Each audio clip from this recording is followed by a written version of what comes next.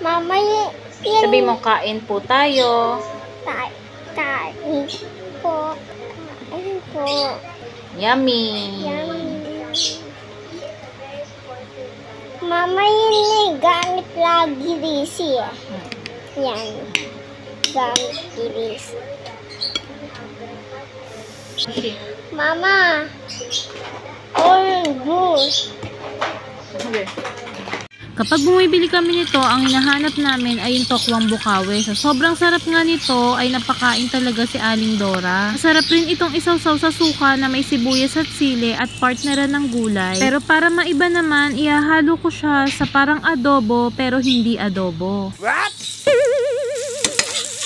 Nagsutay na nga pala ako dyan ng bawang at sibuyas at sinunod ko na rin ng pork. Menudo cut nga pala yan, pero kung gusto nyo ng mas malaki, pwede rin naman. Tinimplahan ko na rin yan ng konting asin, paminta, toyo at suka at hinintay maluto ang laman. Pagkaluto ng laman, sinunod ko namang ilagay ang black beans at konting tubig para palambutin ng pork. Konting toyo at konting asin lang ang nilagay ko dyan dahil nga maalat na ang black beans. At pagkatapos, sinalo ko mabuti at hinintay lumambot ang laman. Nakadalawang beses nga pala akong lagay dyan ng tubig dahil hindi pa malambot ang pork at naglagay na rin ako ng konting sugar para mag-blend ang lasa. Nung lumambot na ang pork, naglagay na rin ako dyan ng kinchay para sa pampadagdag ng lasa nito. At pagkatapos ay sinunod ko namang ilagay ang tokwang bukawe. Chinap ko nga lang pala ito ng maliliit. Sa huli ko nga pala nilalagay ang tokwa para hindi madurog sa pagpapakulo ng pork. Kung sawa na kayo sa adobo, pwede nyo rin itong itry. Sa sobrang sarap nga nito, mapapakain talaga ang mga anak nyo katulad ni Aling Dora.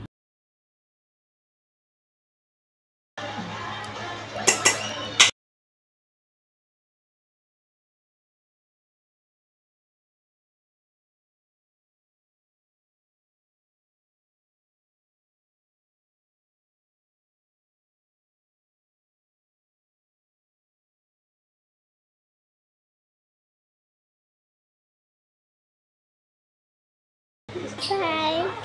Bye-bye. Bye. Thank you for watching.